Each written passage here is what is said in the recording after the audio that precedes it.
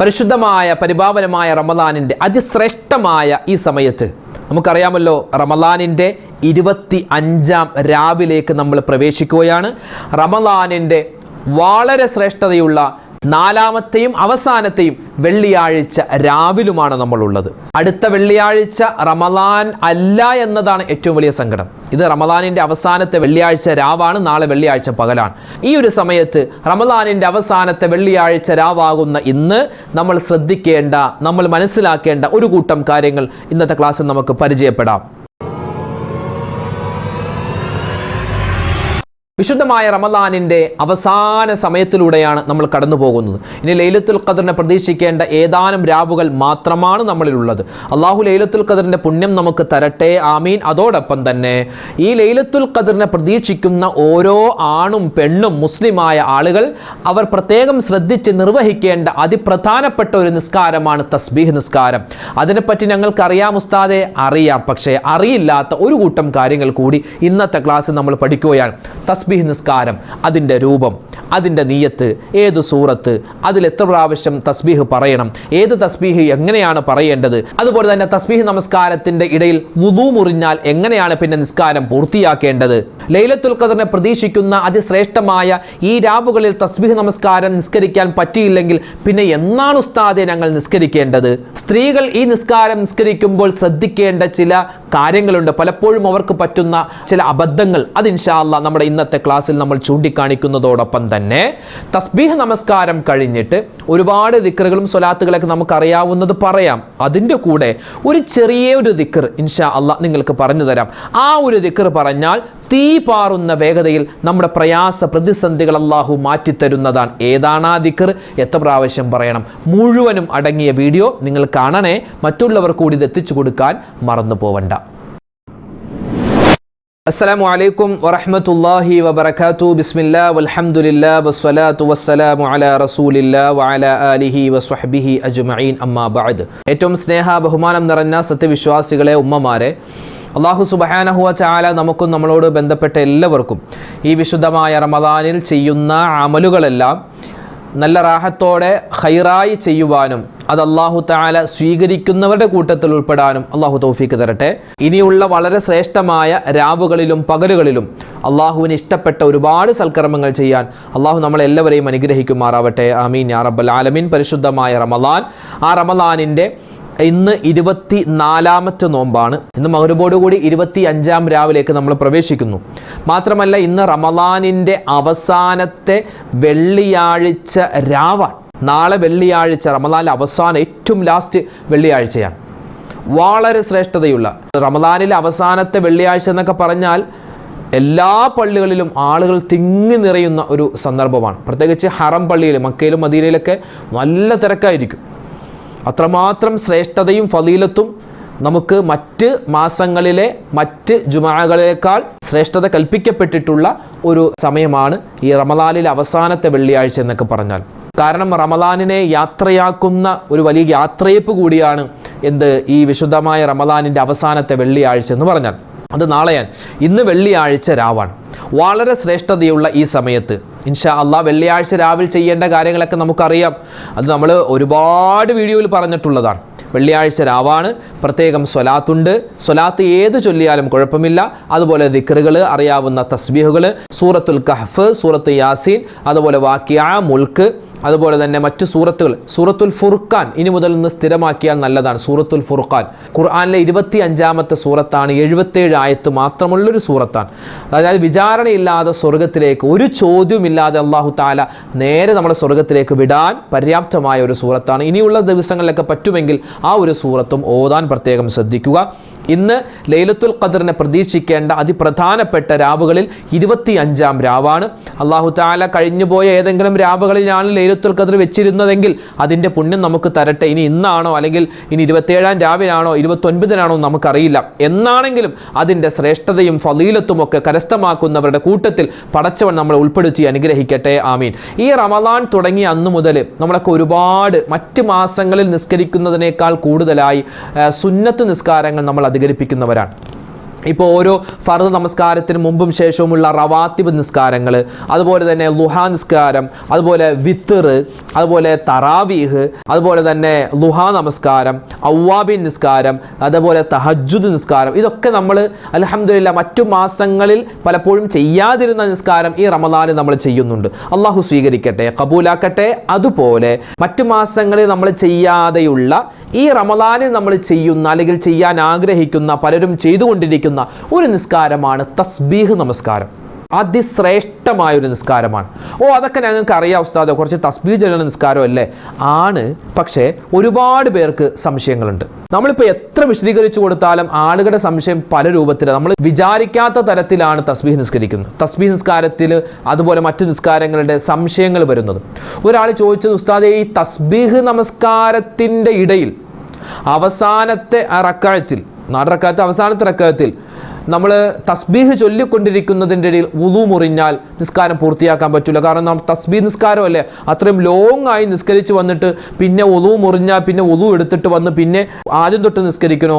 ഇനി വുളു മുറിഞ്ഞാൽ തന്നെ നമ്മൾ ആ വുളു എടുത്ത് വന്നിട്ട് ബാക്കി നിസ്കരിച്ചാൽ മതിയോ? അങ്ങനെ ചില ആളുകൾ ചോദിച്ചിട്ടുണ്ട്.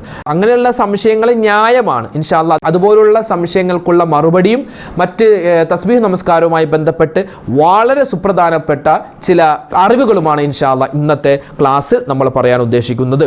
ഒരാൾ തസ്ബീഹ് നമസ്കാരം അതിൻ്റെ രൂപവും അതിൻ്റെ മഹത്വവും അതെങ്ങനെയാണ് നിസ്കരിക്കേണ്ടത് എന്ന് മനസ്സിലാക്കിയിട്ടും ആ നിസ്കാരം അവൻ മനഃപൂർവ്വം ഉപേക്ഷിക്കുകയാണെങ്കിൽ അവൻ പരിശുദ്ധമായ ഈ ദീനിനെ നിസ്സാരമാക്കി അല്ലെങ്കിൽ ദീനിനെ കളിയാക്കിയവനെ പോലെയാണെന്ന് ആദരവായ റസൂലുള്ളാഹി സ്വല്ലല്ലാഹു അലൈഹി വസല്ലം തങ്ങൾ പറയുന്നു. അള്ളാഹു നമ്മളെ കാക്കട്ടെ. ലാ യസ്മഉ ബിഅലീമി ഫളിഹ ഇല്ലാ മുതഹാമിനും ബിദ്ദീൻ എന്നാണ്. അതായത് ദീനിനെ കളിയാക്കുന്ന നിസ്സാരമാക്കിയവനായി മാറും ആര്? ഈ തസ്ബീഹ് നമസ്കാരത്തിൻ്റെ ശ്രേഷ്ഠതയും അതിൻ്റെ രൂപവും അതിൻ്റെ കോലവും ഒക്കെ മനസ്സിലാക്കിയിട്ട് മനഃപൂർവ്വം ആ നിസ്കാരം ഉപേക്ഷിക്കുന്നവൻ. പിന്നെ മഹാനായ അബ്ബാസ് റളിയല്ലാഹു തആല അൻഹു പറയുന്നു, ഒരിക്കൽ നബി സല്ലല്ലാഹു അലൈഹി വസല്ലമ തങ്ങൾ എന്നോട് പറയുകയാണ്, അലാ ഉഅ്തിയക അലാ അംനഹുക അലാ അഹ്ബൂക അലാ അഫ്അലു ബിക 10 ഖിസാൽ ഇദാ അൻത ഫഅൽത ذلك غفر الله لك ذنبك أوله وآخره قديمه وحديثه خطأه وعمده صغيره وكبيره سره وعلانيته. എന്താ ഉസ്താദെ പറഞ്ഞത്? ഒരു ഹദീസ് ഞാൻ ഓതിയതാണ്, ഒരു പറഞ്ഞതാണ്. അതിൻ്റെ അർത്ഥം ഇങ്ങനെയാണ്. മഹാനായ അബ്ബാസ് റളിയല്ലാഹു തആല അൻഹുവിനോട് നബി സല്ലല്ലാഹു അലൈഹി വസല്ലം തങ്ങൾ പറഞ്ഞു കൊടുത്തു, നിങ്ങൾക്ക് ഞാനൊരു കാര്യം പറഞ്ഞു തരാം, ഒരു സമ്മാനം ഞാൻ നിങ്ങൾക്ക് പറഞ്ഞു തരട്ടെ, ഒരു സംഭാവന തരട്ടെ.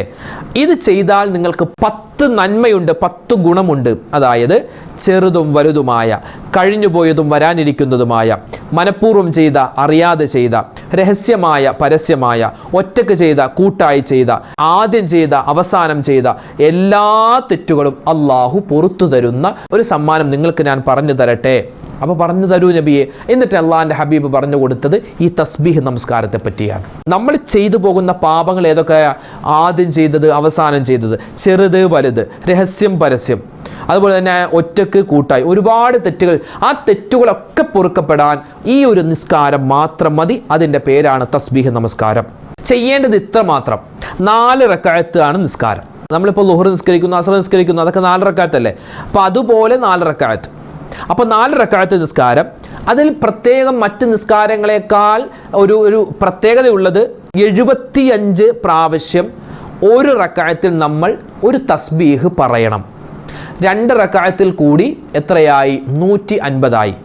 അതുപോലെ 4 റക്അത്താണ് നിസ്കരിക്കേണ്ടത്. മൊത്തം 4 റക്അത്തിൽ 300 തസ്ബീഹ് പറയണം. ഇതാണ് ഇതിൻ്റെ പ്രത്യേകത. അതെപ്പോൾ പറയണം, എവിടെ പറയണം, എങ്ങനെ പറയണം, എന്തിന് പറയണം, ഇൻഷാ അല്ലാഹ് വിശദീകരിക്കാൻ പോവാണ്. തസ്ബീഹ് നമസ്കാരം 4 റക്അത്താണ്. 4 റക്അത്ത് എങ്ങനെ നിസ്കരിക്കാം? നമ്മൾ സാധാരണ ളുഹർ നിസ്കരിക്കുന്നത് പോലെ 4 റക്അത്ത് ഒന്നിച്ച് നിസ്കരിക്കാം. 1 റക്അത്ത് നിസ്കരിച്ചു, 2 റക്അത്ത് നിസ്കരിച്ചു, 2ാമത്തെ റക്അത്തിൽ അത്തഹിയ്യാത്ത് ഇരുന്നു, എന്നിട്ട് പിന്നെ നമ്മൾ സലാം വീട്ടാതെ 3ാമത്തെ റക്അത്തിലേക്ക് വന്നു, പിന്നെ അത് കഴിഞ്ഞ് 4ാമത്തെ റക്അത്തിൽ നമ്മൾ ഇരുന്ന് സലാം വീട്ടുന്നു. ഇങ്ങനെ ളുഹർ, അസ്ർ, ഇശായൊക്കെ നിസ്കരിക്കുന്നത് അങ്ങനെ നമുക്ക് നിസ്കരിക്കാം. അല്ലെങ്കിൽ നമ്മുടെ സുബഹി നിസ്കരിക്കുന്നത് പോലെ ആദ്യം 2 റക്അത്ത് നിസ്കരിച്ചു, എന്നിട്ട് സലാം വീട്ടി, പിന്നെയും ഒരു സുബഹി നിസ്കരിക്കുന്നത് പോലെ വീണ്ടും നമ്മൾ എഴുന്നേറ്റിട്ട് 2 റക്അത്ത് നിസ്കരിച്ച് സലാം വീട്ടി, വീണ്ടും 2 റക്അത്ത് നിസ്കരിച്ച് സലാം വീട്ടുന്നു. ഇങ്ങനെയും നിസ്കരിക്കാം. അപ്പോൾ 2 രൂപത്തിൽ നിസ്കരിക്കാം. സാധാരണ നമ്മുടെ നാട്ടിലൊക്കെ ചെയ്യുന്നത് ആദ്യം 2 റക്അത്ത് നിസ്കരിക്കുന്നു, എന്നിട്ട് സലാം വീട്ടി പിന്നെയും 2 റക്അത്ത് നമസ്കരിക്കുന്നു. അങ്ങനെയാണ് ചെയ്യാറുള്ളത്. ഓരോ 2 റക്അത്തിൻ്റെയും ഇടയിൽ നിയ്യത്ത് വെക്കണം എന്ന് പിന്നെ പ്രത്യേകിച്ച് പറയേണ്ട കാര്യമില്ലല്ലോ. നിയ്യത്ത് എന്താ? മറ്റ് നമസ്കാരങ്ങളെ പോലെ തന്നെ നിയ്യത്ത് ഒരു വ്യത്യാസം എന്ന് പറഞ്ഞാൽ, ഇപ്പോൾ 4 റക്അത്ത് ഒന്നിച്ച് നിസ്കരിക്കുന്ന ആളാണെങ്കിൽ 4 റക്അത്ത് തസ്ബീഹ് നമസ്കാരം അല്ലാഹു തആലാക്ക് വേണ്ടി ഖിബിലക്ക് മുന്നിട്ട് ഞാൻ നിസ്കരിക്കുന്നു, അല്ലാഹു അക്ബർ. മനസ്സിലായില്ലേ? ഇത് 4 റക്അത്ത് നിസ്കരിക്കുന്ന ആളുടെ നിയ്യത്ത്. ഇനി 2 റക്അത്ത് വീതം നിസ്കരിക്കുന്ന ആളാണെങ്കിൽ 2 റക്അത്ത് തസ്ബീഹ് നമസ്കാരം അല്ലാഹു തആലാക്ക് വേണ്ടി ഞാൻ ഖിബിലക്ക് മുന്നിട്ട് നിസ്കരിക്കുന്നു, അല്ലാഹു അക്ബർ. എന്നിട്ട് ആ 2 റക്അത്ത് നിസ്കരിച്ച് കഴിഞ്ഞിട്ട് വീണ്ടും അയാൾ എഴുന്നേറ്റ് 2 റക്അത്ത് കൂടി തസ്ബീഹ് നമസ്കാരം അല്ലാഹു തആലാക്ക് വേണ്ടി ഖിബിലക്ക് മുന്നിട്ട് ഞാൻ നിസ്കരിക്കുന്നു, അല്ലാഹു അക്ബർ. ഇമാമും ജമാഅത്തുമായി നിസ്കരിക്കൽ സുന്നത്തില്ലാത്ത നിസ്കാരമാണ് തസ്ബീഹ് നമസ്കാരം. ഇമാമും ജമാഅത്തുമായിട്ട് ഇത് ഒറ്റക്ക് നിസ്കരിക്കൽ. അങ്ങനെ നിസ്കരിച്ചാലാണ് ഈ നിസ്കാരം ഒരു റാഹത്താവും. ഇമാമും ജമാഅത്തായി നിസ്കരിക്കും. കാരണം തസ്ബീഹ് ചെല്ലുന്നത് ചിലപ്പോൾ ചില ആളുകൾ സ്പീഡിൽ ചൊല്ലും, ചില ആളുകൾ പതുക്കെ ചെല്ലും, ചില ആളുകൾ എണ്ണം ഒന്ന് കറക്റ്റാക്കി ചെല്ലുമ്പോഴൊക്കെ ചിലപ്പോൾ ഇമാമൻ ചിലപ്പോൾ സ്പീഡ് കൂടുതലുള്ള ആളായിരിക്കാം, ചിലപ്പോൾ സ്പീഡ് ഒട്ടും ഇല്ലാത്ത ആളായിരിക്കാം. അങ്ങനെ ചിലപ്പോൾ ഇമാം ജമാഅത്തായി നിസ്കരിക്കുമ്പോൾ ഒരു വസ്വാസ് വരാൻ സാധ്യതയുള്ളത് കൊണ്ട് ഈ നിസ്കാരം ഒറ്റക്ക് നിസ്കരിക്കലാണ് ഏറ്റവും ഖൈർ. പിന്നെ ചില പള്ളികളിലും ചില സ്ഥലത്തും ഇമാമും ജമാഅത്തുമായിട്ടല്ല, അല്ലാതെ ഈ പഴയ കാർന്നോമാരൊക്കെ ഉണ്ട്, അവർക്കൊക്കെ ഈ എണ്ണവും അതൊക്കെ മാറിപ്പോവാതിരിക്കാൻ ഒരു ഇമാമിനെ പോലെ, ഇമാമല്ല എന്നാൽ ഇമാമിനെ പോലെ ഒരാൾ എന്നിട്ട് ഉറക്കെ നിസ്കരിക്കുന്ന ഒരു പതിവുണ്ട്. അങ്ങനെ ചെയ്യുന്നത് കുഴപ്പമില്ല, കാരണം ഇമാമും ജമാഅത്തുമായിട്ടല്ല നിസ്കരിക്കുന്നത്, ഒരാളൊന്ന് ഉറക്കെ പറയുന്നു എന്ന് മാത്രം. പക്ഷെ അതിനേക്കാളൊക്കെ നല്ലത് എന്താ? ഒറ്റക്ക് റാഹത്ത്, ആ ലൈറ്റൊക്കെ നനച്ചിട്ട് ഒരു റാഹത്തായി ആ പള്ളിയിൽ ഇരുന്ന് ഇങ്ങനെ നിസ്കരിക്കുക. അതാണ് എന്താ പറയുക, നിസ്കരിച്ചു എന്നുള്ളൊരു തോന്നലുണ്ടാകും റാഹത്തായിട്ട്. ഉമ്മമാർക്ക് വീട്ടിൽ തന്നെ നിങ്ങളുടെ റൂമിൽ നിസ്കരിക്കാവുന്നതാണ്. ചില ആളുകൾ ഇത് ആണുങ്ങൾക്കുള്ള നിസ്കാരമല്ല, പെണ്ണുങ്ങൾക്ക് എന്താ? ഇത് ആണുങ്ങൾക്കും സുന്നത്താണ്, സ്ത്രീകൾക്കും സുന്നത്താണ്. ഇത് ആണുങ്ങൾക്ക് വീട്ടിൽ നിസ്കരിച്ചാലും കൂലിയുണ്ട്, അതുപോലെ തന്നെ ആണുങ്ങൾ പള്ളിയിൽ നിസ്കരിച്ചാലും കൂലിയുണ്ട്. പെണ്ണുങ്ങൾ വീട്ടിൽ തന്നെയാണ് ഇത് നിസ്കരിക്കേണ്ടത്. ഇനി എല്ലാ ദിവസവും നിസ്കരിക്കണോ ഉസ്താദേ? എല്ലാ ദിവസവും നിസ്കരിക്കുന്ന ആളുകളുണ്ട്. എല്ലാ ദിവസവും നിസ്കരിച്ചാൽ അത് വലിയ പുണ്യമാണ്. ഒന്നുകിൽ എല്ലാ ദിവസവും, അല്ലെങ്കിൽ ആഴ്ചയിൽ ഒന്ന്, അതായത് എല്ലാ വെള്ളിയാഴ്ച രാവിലോ അല്ലെങ്കിൽ വെള്ളിയാഴ്ച ദിവസത്തിലോ, അല്ലെങ്കിൽ മാസത്തിൽ ഏതെങ്കിലും ഒരു ദിവസം, അല്ലെങ്കിൽ വർഷത്തിൽ ഏതെങ്കിലും ഒരു ദിവസം, അല്ലെങ്കിൽ ആയുസ്സിൽ ഒരു പ്രാവശ്യമെങ്കിലും ഒരു മുസ്ലിം നിസ്കരിച്ചിരിക്കേണ്ട ഒരു നിസ്കാരമാണ് തസ്ബീഹ് നമസ്കാരം. അപ്പോൾ നിയ്യത്തിൻ്റെ കാര്യം നമ്മൾ പറഞ്ഞല്ലോ, റക്അത്തിൻ്റെ കാര്യം പറഞ്ഞു. വേറെ ഒന്നുമില്ല, നിയ്യത്തിൽ ശ്രദ്ധിക്കാൻ തസ്ബീഹ് നിസ്കാരം എന്നുള്ള ആ ഒരു വാക്ക് വരണം.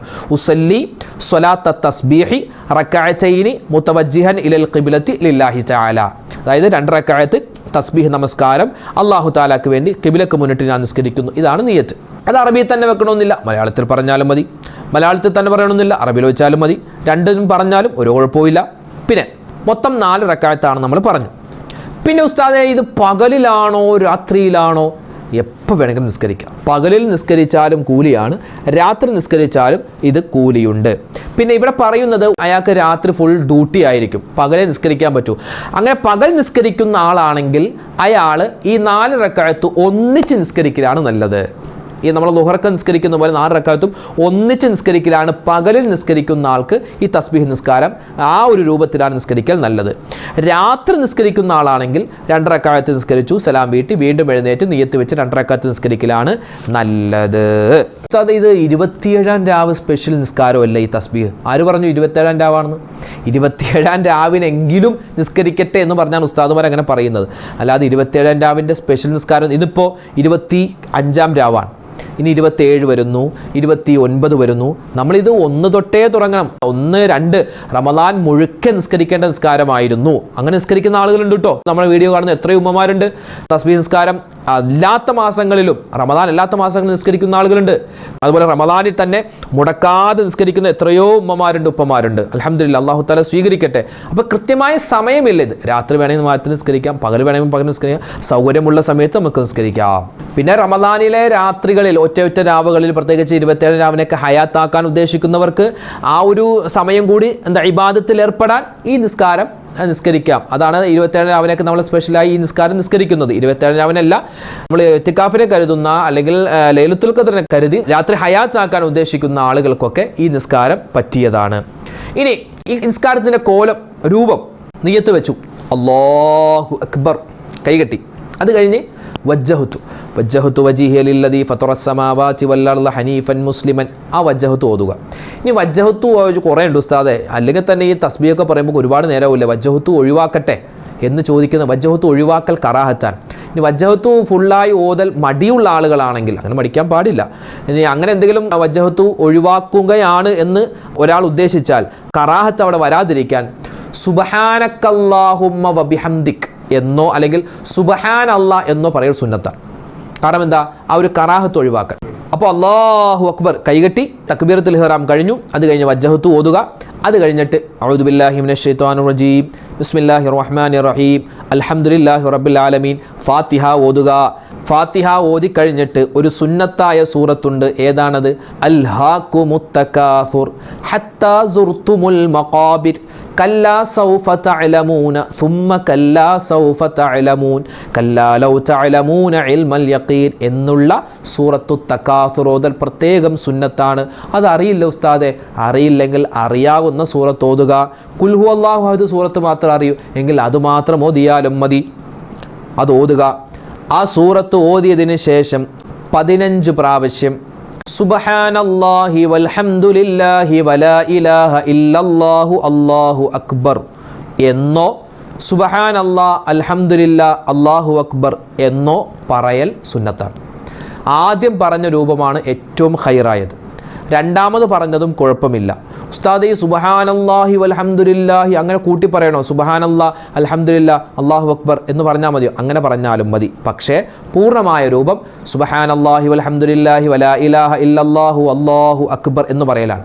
ചില ആളുകൾ പറയും, ഓ ഇത് വലിയ ഒരു ദിക്റാണല്ലോ ഉസ്താദെ. വലുതൊന്നുമല്ല, ഇത് സാധാരണ നമ്മൾ നിസ്കാരത്തിന് ശേഷം സുബ്ഹാനല്ലാഹ് അൽഹംദുലില്ലാഹ് പറയൂലേ, ആ ദിക്ർ തന്നെയാണ്.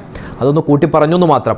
അപ്പോൾ അത് 15 പ്രാവശ്യം പറയണം. ഉസ്താദ് അത് എങ്ങനെ എണ്ണം എങ്ങനെ കിട്ടും? നമ്മളിങ്ങനെ കൈ കെട്ടിയിട്ടില്ലേ, അപ്പോൾ നമ്മൾ പതിയെ സുബ്ഹാനല്ലാഹി വൽഹംദുലില്ലാഹി വലാ ഇലാഹ ഇല്ലല്ലാഹു അല്ലാഹു അക്ബർ കൈയൊന്ന് അനക്കുക കേട്ടാ.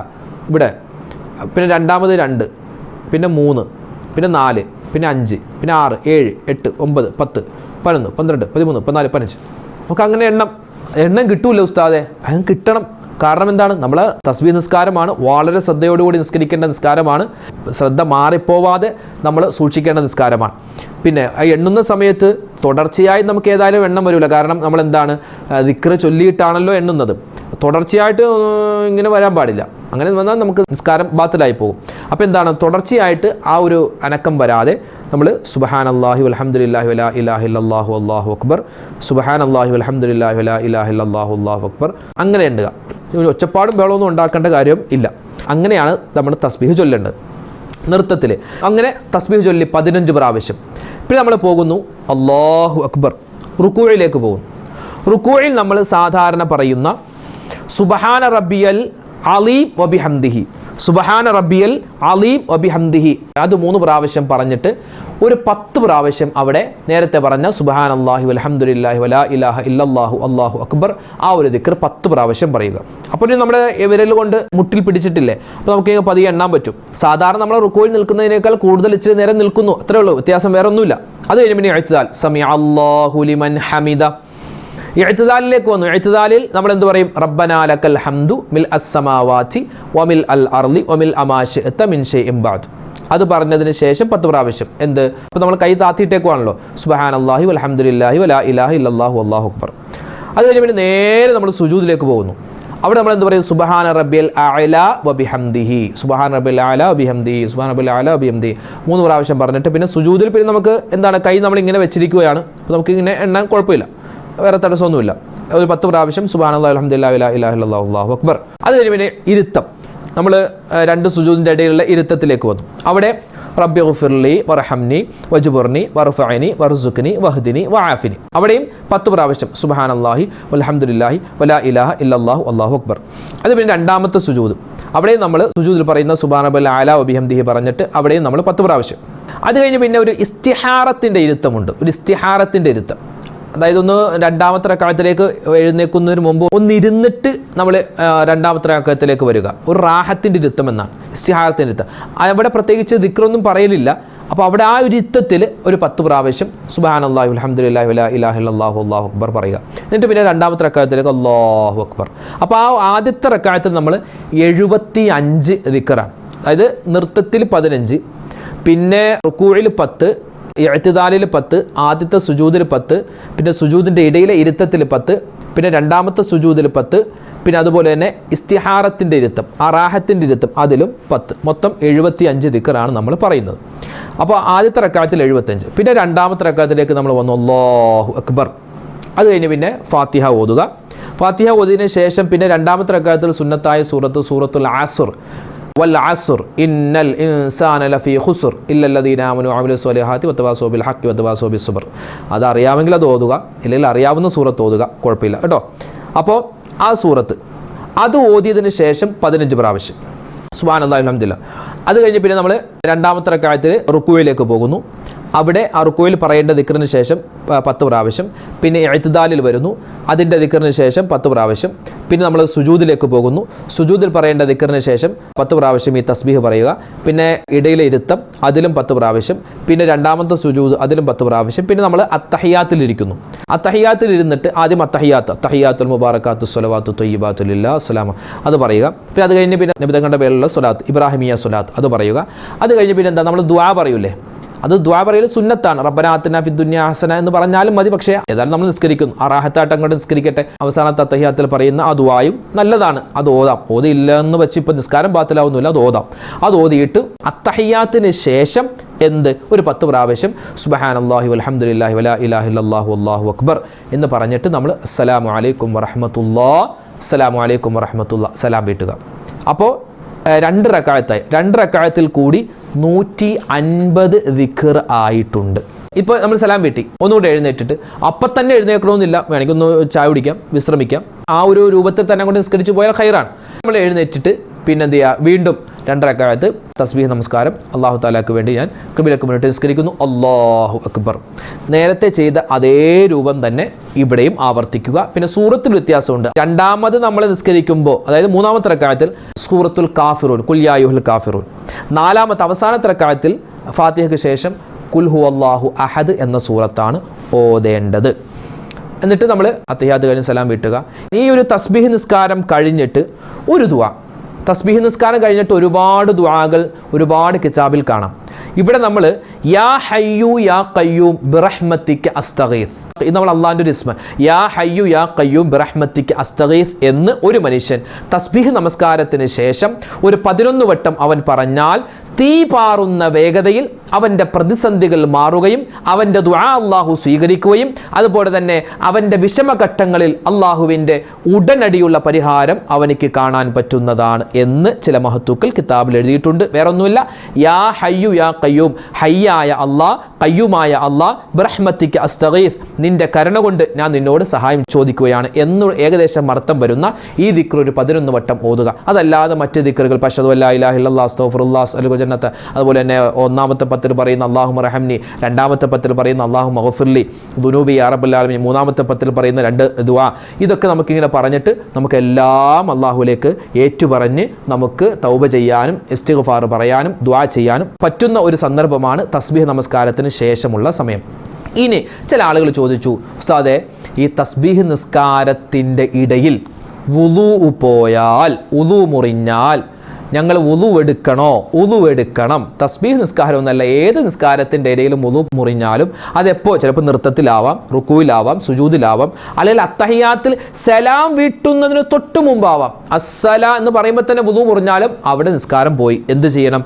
വുളു രണ്ടാമതെടുത്തിട്ട് ആദ്യം തൊട്ട് നിസ്കരിക്കണം. അങ്ങനെയൊക്കെ ഉണ്ടോ? അങ്ങനെയൊക്കെ ഉണ്ട്. അപ്പോൾ തസ്ബീഹ് നിസ്കാരത്തിലോ, തസ്ബീഹ് നിസ്കാരത്തിൽ വുളു മുറിഞ്ഞാൽ വുളു എടുക്കണ്ടെന്നോ അല്ലെങ്കിൽ വുളു ഇല്ലാതെ പിന്നെ ബാക്കി തുടരാമെന്നോ ഒരു കിതാബിലില്ല, ആരും പറഞ്ഞിട്ടില്ല. അങ്ങനെ ചെയ്യാനും പാടില്ല. വുളു ഇല്ലാതെ നിസ്കരിക്കൽ ഹറാമാണ്. അപ്പോൾ നമ്മൾ എന്ത് ചെയ്യുക? വുളു എടുത്തിട്ട് വരിക. പിന്നെ ചില ആളുകൾ ചോദിച്ചു, ഉസ്താദേ ഞങ്ങളിപ്പോൾ തസ്ബീഹ് നിസ്കാരത്തിൽ ഒന്നാമത്തെ റക്അത്ത് കഴിഞ്ഞ് രണ്ടാമത്തെ റക്അത്തിലേക്ക് എഴുന്നേറ്റപ്പോഴാണ് വുളു മുറിഞ്ഞത്. അപ്പോൾ ഞങ്ങൾ നിസ്കാരം ബാത്തിലായി. വുളു മുറിയുക എന്ന് പറഞ്ഞാൽ ഇപ്പോൾ നമ്മുടെ കൈ കൊണ്ട് നമ്മൾ ഗുഹ്യ അവയവത്തിൽ തൊടുക, അല്ലെങ്കിൽ കീഴ്വായി പോവുക, അങ്ങനെ എന്തെങ്കിലും സാഹചര്യം, മനുഷ്യനാണല്ലോ, അങ്ങനെ സാഹചര്യം വന്നാൽ നമ്മൾ എന്ത് ചെയ്യുക? പോയി വുളു എടുത്തിട്ട് രണ്ടാമത്തെ റക്അത്തല്ല ആദ്യം തൊട്ട് നിസ്കരിക്കണം. ചില ആളുകൾ അങ്ങനെ വെച്ചിട്ട് തസ്ബീഹ് നിസ്കാരത്തിൽ എവിടെ വെച്ച് ഒതു മുറിഞ്ഞോ അവിടെ നിർത്തിയിട്ട് ഒതു എടുത്ത് വന്ന് വീണ്ടും തുറന്നാൽ മതി. അത് ഏത് മസലയാണെന്ന് എനിക്കറിയില്ല, ആദ്യമായിട്ട് കേൾക്കുക. ഇനി അങ്ങനെ ഉണ്ടെങ്കിൽ ഒന്ന് കാണിച്ചു തന്നാൽ നമുക്കത് തുടരാമായിരുന്നു. അപ്പോൾ പറഞ്ഞു വന്നത് അങ്ങനെയൊന്നുമില്ല. എന്താണ്, എവിടെയാണോ നമ്മുടെ വുളു മുറിഞ്ഞത് പോയി വുളു എടുത്തിട്ട് വരിക, ബാക്കിയല്ല ആദ്യം തൊട്ട് തന്നെ അങ്ങോട്ട് നിസ്കരിക്കുക. അപ്പോൾ ഇതാണ് ചെയ്യേണ്ടത്.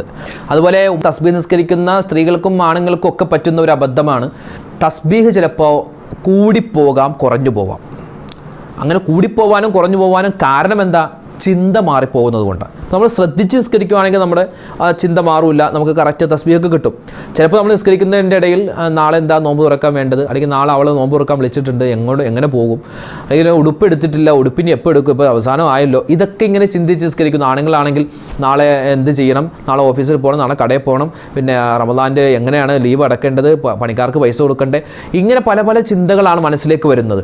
പിന്നെ ഇപ്പോൾ ചെറുപ്പക്കാരാണെങ്കിൽ IPL ഇപ്പോൾ ആര് ജയിച്ചിട്ടുണ്ടാകും, ആര് തോറ്റിട്ടുണ്ടാകും, എത്ര റൺസ് എടുത്ത്, അതെങ്ങനെയാണ്, ഇതെങ്ങനെയാണ്, ഇങ്ങനെ പല പല ചിന്തകളാണ്. അപ്പോൾ ഈ പല ചിന്തകൾ വരുമ്പോഴാണ് നമ്മുടെ തസ്ബീഹുകളുടെ എണ്ണം മാറിപ്പോകുന്നത്. അതുകൊണ്ട് പരമാവധി അങ്ങനെയുള്ള ചിന്തകൾ വരാതെ സൂക്ഷിക്കണം. വരാതെ സൂക്ഷിക്കാനാണ് നമ്മൾ എന്ത് ചെയ്യേണ്ടത്? ഒന്നാമത്, ഈ തസ്ബീഹ് നിസ്കരിക്കാൻ പുതിയ വുളു നമ്മൾ എടുക്കുക. എന്നിട്ട് വുളുവിന് ശേഷം ഒരായത്തുൽ കുർസി ഓതുക. എന്തിനാണ്? നമ്മൾ നിസ്കരിക്കുന്ന സമയത്ത് പൈശാചികമായ ഉപദ്രവം ഉണ്ടാവാതിരിക്കാൻ. അതിനുശേഷം നല്ലതുപോലെ നിയ്യത്തൊക്കെ വെച്ച് റാഹത്തായിട്ട്, മനസ്സിൽ വേറെ ചിന്തകളൊക്കെ ഉണ്ടാവാം, അതൊക്കെ മാറ്റി വെച്ചിട്ട് ഒക്കെ മാറ്റി വെക്കാം. ചിന്തകൾ വരുമ്പോൾ ആ തസ്ബീഹ് ഒന്ന് ഉറക്കെ അങ്ങോട്ട് പറഞ്ഞാൽ, മനസ്സറിഞ്ഞൊന്ന് പറയേ, അതങ്ങോട്ട് മാറിക്കോളും. പിന്നെയോ അതുപോലെ തന്നെ നിസ്കാരത്തിൽ നമ്മൾ ഓരോ റക്അത്തിലും ഫാത്തിഹ ഓതുന്നതിന് മുമ്പ് അഊദു ബില്ലാഹി മിനശ് ശൈത്വാനിർ റജീം എന്നോതാം. അത് നല്ലതാണ്, അത് പ്രത്യേകം സുന്നത്താണ്. അപ്പോഴെന്താണ്, പിശാചിനെ നമ്മൾ പരമാവധി ഓടിക്കുകയാണ്. ഇത് ഞാൻ നിസ്കാരത്തിലാണ്, ഇതെൻ്റെ തസ്ബീഹ് നിസ്കാരമാണ്, പടച്ചോൻ എൻ്റെ മുമ്പിൽ നിൽക്കുന്നുണ്ട് എന്നൊക്കെയുള്ള ആ ഒരു ചിന്ത നിസ്കരിച്ചാൽ ഇൻഷാ അല്ലാഹ് ഒരു കുഴപ്പമുണ്ടാവില്ല. അപ്പോൾ ശ്രദ്ധ മാറിപ്പോവരുതേ. ഉമ്മമാർ ശ്രദ്ധിക്കണേ, ഉപ്പമാരും ശ്രദ്ധിക്കേണ്ടതുണ്ട്. ഇനി തസ്ബീഹിൻ്റെ എണ്ണം കൂടിപ്പോയി, അല്ലാഹ് ഉസ്താദ് ഞങ്ങളെ അറിയാതെ 20 പറഞ്ഞു, 25 പറഞ്ഞു, അല്ലെങ്കിൽ എന്താണ് 15 പറയേണ്ട സ്ഥലത്ത് 16 പറഞ്ഞു. ഈ ദിക്ർ 10 പ്രാവശ്യം പറയേണ്ട റുകൂയിലും സുജൂദിലൊക്കെ 11, 12, 13 ഒക്കെ ആയിപ്പോയി. ഉസ്താദെ എന്ത് ചെയ്യും? ഇനി ചിലപ്പോൾ കുറഞ്ഞു പോയി, 9 ആയുള്ളൂ, അതിനു മുമ്പ് ഞങ്ങൾ സുജൂദിൽ നിന്ന് എഴുന്നേറ്റു, 10 ആക്കാൻ പറ്റിയില്ല, അങ്ങനെയൊക്കെ ചിലപ്പോൾ ഒരു പ്രയാസം ഉണ്ടാകും. കൂടിപ്പോയെന്ന് വെച്ച് നമുക്ക് പ്രശ്നമൊന്നുമില്ല. ഇപ്പോൾ നമുക്ക് കൂടിപ്പോയി, ഇപ്പോൾ ഒരു 12 ആയി, 13 ആയി, അങ്ങനെ പ്രശ്നമൊന്നും വരും, ഒന്നും കുഴപ്പമില്ല, നിസ്കാരം ബാത്തിലാവൊന്നുമില്ല, നിസ്കാരത്തിന് കുഴപ്പമില്ല. ഇനി നമുക്ക് ഒരു തോന്നലാണ്, ചിലപ്പോൾ അള്ളാഹു ഞാനൊരു 10 പറയേണ്ട സ്ഥലത്ത് 8 പറഞ്ഞുള്ളൂ, അല്ലെങ്കിൽ 5 പറഞ്ഞുള്ളൂ, 5 പറഞ്ഞപ്പോൾ തന്നെ എഴുന്നേറ്റു. ഇനി 15 പറയേണ്ട, നൃത്തത്തിൽ 15 പ്രാവശ്യമല്ല ദിക്ർ പറയേണ്ടത്, നമ്മൾ ശ്രദ്ധ പെട്ടെന്ന് പോയിട്ട് 10 പ്രാവശ്യം പറഞ്ഞ് നേരെ റുക്കൂവിലേക്ക് പോയി. അതോടൊപ്പം തന്നെ റുക്കൂവിലോ സുജൂദിലോ ഒക്കെ നമ്മൾ ആ സുജൂദിൽ പറയുന്ന ദിക്ർ സുബ്ഹാന റബ്ബിൽ ആലാ വബിഹംദിഹി, അല്ലെങ്കിൽ സുബ്ഹാന റബ്ബിൽ അലീം വബിഹംദിഹി, ആ പറയുന്ന ദിക്റിന് ശേഷം എഴുന്നേറ്റു. നമ്മൾ ഈ സുബ്ഹാനല്ലാഹി വൽഹംദുലില്ലാഹി ലാ ഇലാഹ ഇല്ലല്ലാഹു അല്ലാഹു അക്ബർ അത് പറയാൻ മറന്നുപോയി, അങ്ങനെയൊക്കെ സംഭവിക്കാം, പെട്ടെന്ന് നമ്മൾ എഴുന്നേറ്റ് പോയി. അപ്പോൾ നമുക്ക് എത്രയാണോ ദിക്ർ പെൻഡിങ് ഉള്ളത്, ആ ഒരു ദിക്ർ നമുക്ക് ഒന്നുകിൽ അത്തഹിയാത്തിലോ അല്ലെങ്കിൽ അടുത്ത ഫർദിലോ നമുക്ക് അത് നിർവഹിക്കാവുന്നതാണ്. പ്രത്യേകിച്ച് അത്തഹിയാത്തിൽ ഓതലാണ് എല്ലാം കൂടി നമുക്ക് എത്രയുണ്ട്, ചിലപ്പോൾ ഒരു 5 എണ്ണം മറന്നുപോയിട്ടുണ്ടാവും, അല്ലെങ്കിൽ ഏതെങ്കിലും ഒരു ഫർദിൽ ഏതെങ്കിലും ഒരു സ്ഥലത്ത് നമ്മൾ 10 എണ്ണം ഓതേണ്ട സ്ഥലത്ത് ഓതിയിട്ടില്ല, അത് മറന്നുപോയി. അപ്പോൾ നമുക്ക് എന്തായാലും അതെല്ലാം കൂട്ടി നമുക്ക് അത്തഹിയാത്തിൻ്റെ അത്തഹിയാത്തിൽ നമ്മൾ ഇരുന്നിട്ട് നമ്മൾ അവസാനം സലാം വിട്ടുന്നതിന് മുമ്പ് 10 പ്രാവശ്യം പറയുമല്ലോ, അപ്പോൾ ആ അത്തഹിയാത്തിന് നമുക്ക് അതൊക്കെ കൊണ്ടുവന്നിട്ട് പരിഹരിക്കാവുന്നതാണ്, കുഴപ്പമില്ല. അല്ലെങ്കിൽ മറ്റ് ഫർദുകളിലും നമുക്കത് ഇപ്പോൾ ആദ്യത്തെ സുജൂദിൽ പറയാൻ മറന്നുപോയെങ്കിൽ രണ്ടാമത്തെ സുജൂദിൽ നമുക്കത് നീട്ടാവുന്നത്. അതിനേക്കാൾ നല്ലത് അത്തഹിയാത്തിൽ പറയലാണ് കേട്ടോ. അപ്പോൾ ഇക്കാര്യം ശ്രദ്ധിച്ചാൽ മതി, വേറെ കുഴപ്പമൊന്നുമില്ല. ഉമ്മമാരെ പ്രത്യേകം ശ്രദ്ധിക്കണേ, നിങ്ങളും വീട്ടിൽ തന്നെ ഇത് നിസ്കരിക്കണം. ഇത് ആണുങ്ങൾക്ക് മാത്രമുള്ള നിസ്കാരമല്ല, സ്ത്രീകൾക്കും ഇത് നിസ്കരിച്ചാൽ വലിയ കൂലിയാണ്. ബെഡ്റൂമിൽ തന്നെ നിസ്കരിക്കണോ ഉസ്താദെ, ഹോളിൽ നിസ്കരിച്ചാൽ പ്രശ്നമുണ്ടോ? അങ്ങനെയൊന്നുമില്ല, നിങ്ങളുടെ വീടിൻ്റെ ഉള്ളിൽ. പിന്നെ പെണ്ണിനെ സംബന്ധിച്ചിടത്തോളം വീടിൻ്റെ ഹോളിനേക്കാൾ നല്ലത് അവളുടെ ബെഡ്റൂമാണെന്നാണ്. ഏറ്റവും ഉള്ളിൽ അവളുടെ റൂമിൽ നിസ്കരിക്കലാണ് ഏറ്റവും നല്ലത്. ഇപ്പോൾ പല വീടുകളിലും നിസ്കാര റൂം എന്ന് പറഞ്ഞ പ്രത്യേക റൂമൊക്കെ ഉണ്ടാവും, അവിടെ നിസ്കരിക്കാൻ കുഴപ്പമില്ല. അപ്പോൾ വീട്ടിൽ തന്നെ നിങ്ങൾക്ക് നിസ്കരിക്കാം.